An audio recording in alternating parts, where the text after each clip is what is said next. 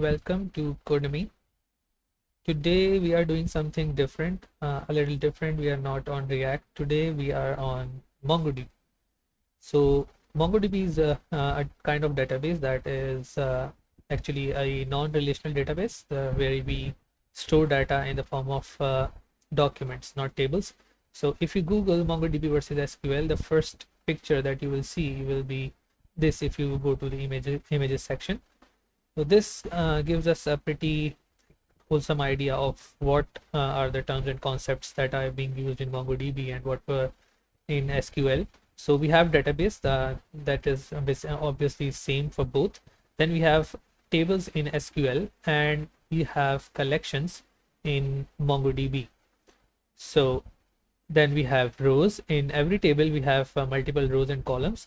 So each row will have some kind of data, and sometimes a row is also called record in databases, SQL databases. And in MongoDB we call them documents and these documents are usually in BSON format, that is binary, I think, something object notation. And then we have columns in SQL which are termed as fields in MongoDB. So fields basically are something like, you can say, key value pairs that we can save inside a document, which is like an object similar to JSON. And then we save these documents, multiple documents in one collection, and there can be multiple collections inside our database, just like SQL.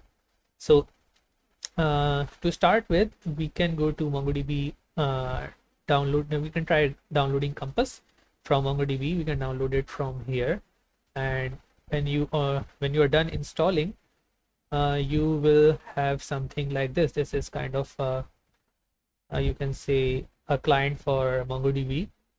You can create local databases and save your stuff, like play around. So this is what you will get when you first start the Compass. So you can, but for first, I want to tell you is that you should go to services and make sure you have MongoDB running as a service. If I go to I will see MongoDB is running as a service. So when you are installing this Compass, you will be prompted to check on a check. There will be an option to check that will say, I will put the screenshot on the screen, that will say something like install MongoDB as a service or something. So you should install that as a service so that you can use it whenever you want from your command prompt or from your you can say client or desktop. So this is where you put your connection URL, but we are not going to connect it with any cloud-based database today. What we will be doing is creating a local database on our local host on our machine. That will be some like localhost 227.107. You can just leave them as is and just click connect. So then what you get, you will get something like this. So this initially has 3 databases. I will we don't want to see what is inside these. So what we can do is we can create a database from here. We can name it whatever we want, my first DB, for example. And we will also have to give it one collection name at least. I will tell you why is it necessary to give one collection here. So you can do it the capped version. You can fix the size. For example, if your collection should have maximum of 100 documents inside it, you can cap it and then give it a maximum size. But we will not do it here, and will not also not go into further detail for other stuff. What we are doing is just basically an overview of MongoDB today. So if I click create database, DB already exists. Okay, I will tell you why it is showing up. If I say my second DB and my first collection inside it, I will create a database, and we can now see that there is a database inside my localhost. That is my second DB, and if I go inside, I'll see my first collection inside it.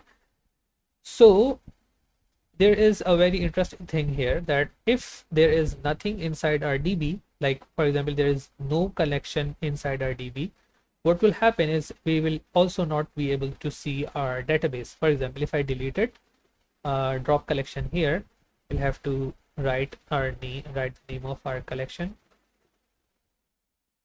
and then if I drop it, so you can see that my database is basically not here. But if I try to create a database again, like my second DB and my first collection, if I do this, it will, oh, okay, it created, maybe I wrote the name the name wrong. Let's do it again. My first collection. Okay, now we go to our create database again, and we create my second DB and my first collection. If we create database, okay, we are seeing that. So you get the point. Okay, so but if we have nothing inside our database, for example, if we have 0 collections, so we will not be able to see our database, and it may also be deleted. So all of this, you can also do this stuff from your command prompt. So you should need to go to your command prompt and like first enter the Mongo. You can like just type in Mongo, and you will be inside the Mongo. And inside here, what you can do is you can say show DBs. So what it will do is it will show you all the DBs on your local host, that is admin config local inside my second DB at the moment. So if I want to see what is inside my second DB, what I can do is I can say use my second DB. So I can write use, and whatever name I want to like whatever database I want to enter, I will write that name here. I will be inside the inside that DB. So what I can do now, I think, is db dot no, I will say show collection. So inside this DB, what how many collections do we have? We have 1, and the name is as we can see my first collection. So this is how you can do it from your command prompt. There are several other commands that you can use to basically do a lot of stuff. For example, we also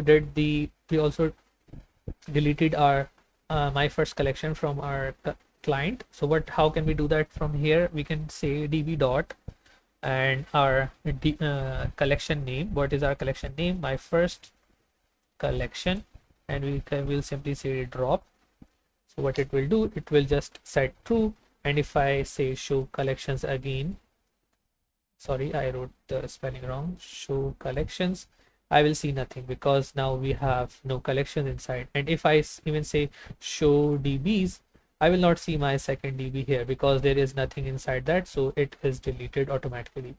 And if I go here, reload data, we will not see the second DB also. So that's I will not go into further detail from our command prompt or from here, because the main point of today's video was to do something from our node. So here what I have is a basic node app. I have 3 dependencies: Express, MongoDB, and Node1. You can install all of these just by like going to command prompt and just npm add Express, MongoDB, and Node1.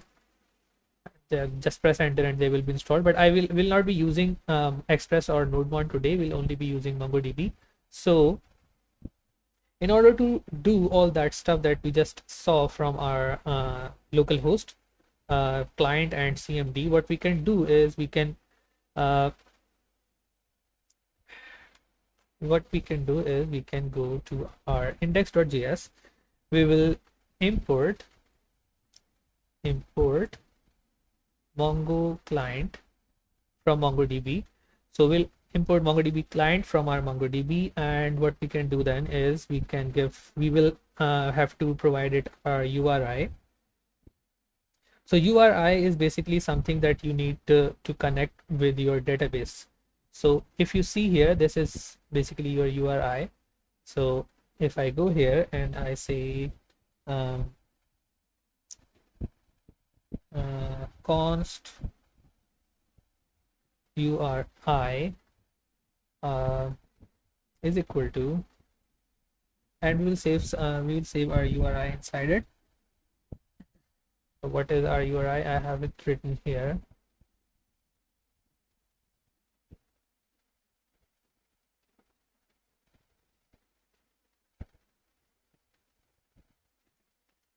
So this is our URI, and what we will do then is we can say Mongo client dot connect, and we'll say connect to this URI, particular URI, and if it is connected, we will have a run this callback function. So what we can say here is just console log, and we can say connected to database. So if I run this,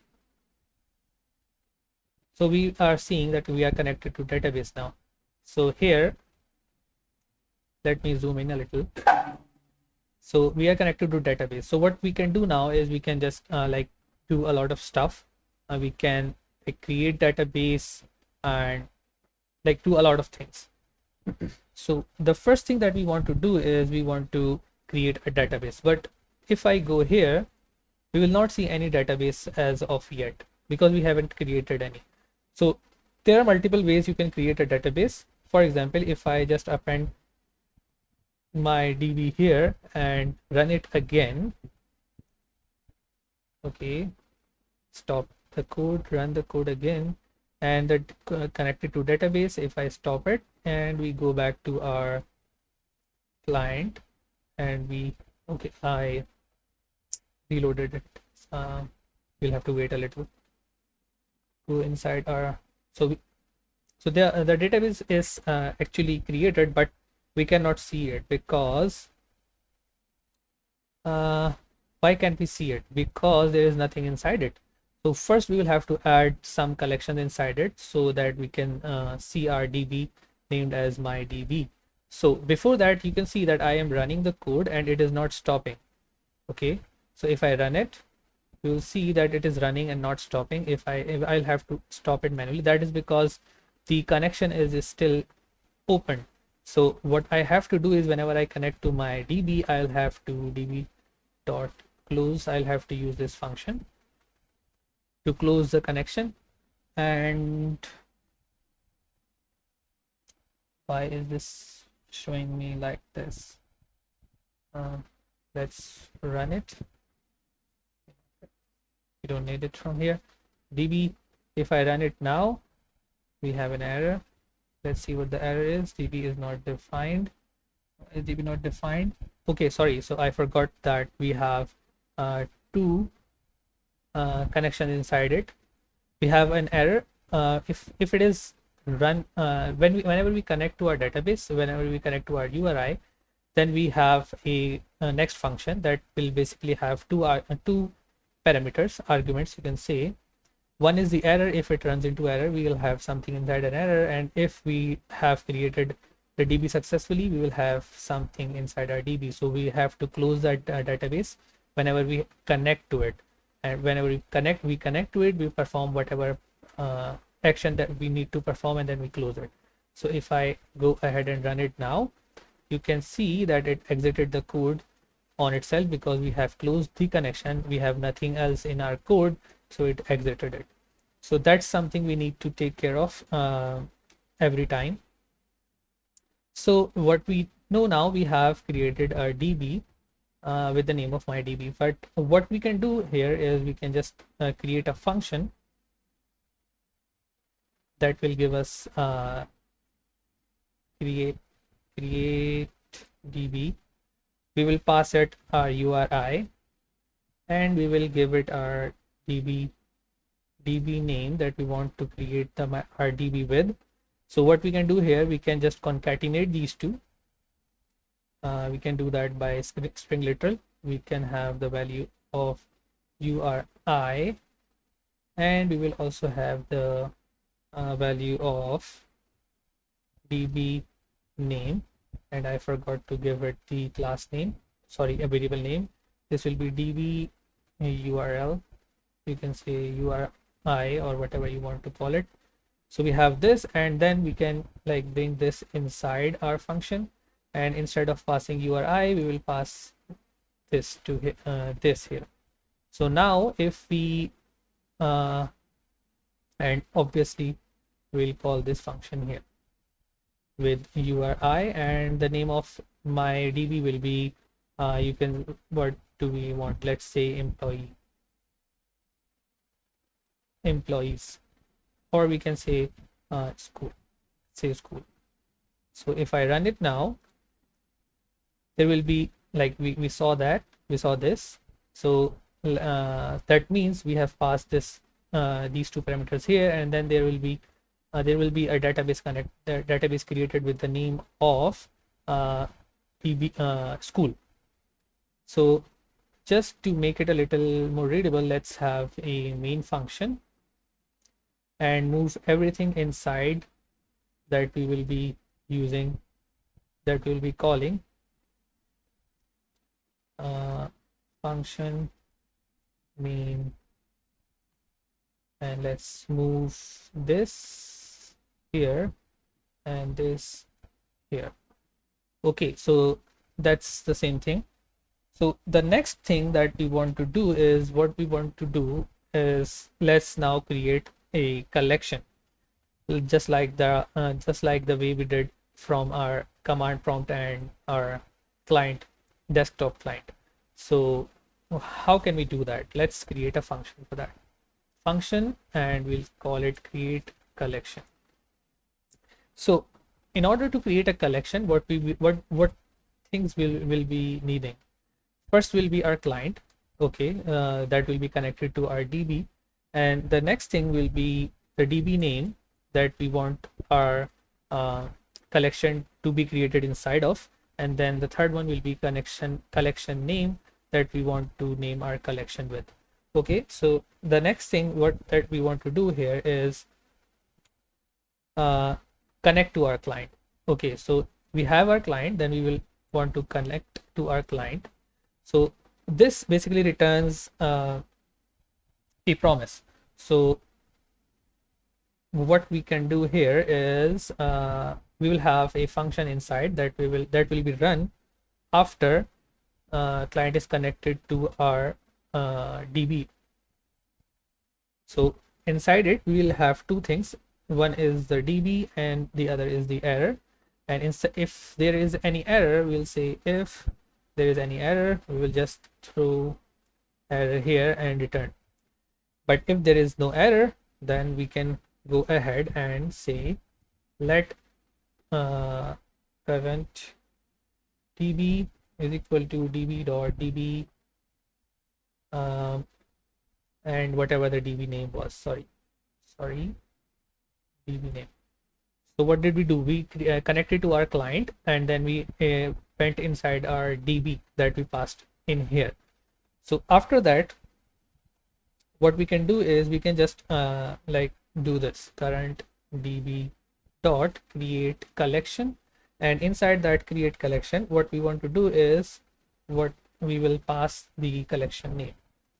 So this also returns a promise that we can resolve by running this next function, and inside this function we will have, obviously we'll have two things. One is the error and the other is the response, and we will do the same thing that we did up there. We will just throw, if there is any error, we will just throw the error here, and if there is no error, we'll just say console.log. We'll say collection created with the name, and the name was collection name, and then obviously we will have to close our DB connection. Okay, so we have a function, we are connecting to our client, then we are seeing if there is any error. If there is an error, we throw this error and return.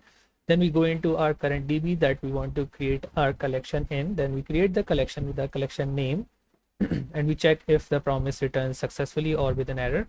If it returns with an error, we throw the error. If it doesn't, we just console log our collection and we close our DB connection. Okay, so now what we have to do is we will go here and we'll call create collection, and we have to pass three things here. One is the DB, first one is the connection client, the second one is the DB name, and then there is the third one. Okay, so the first one, we don't have the first one as of yet. The DB name is school, and the collection name, for let's say, is uh, teachers. Okay,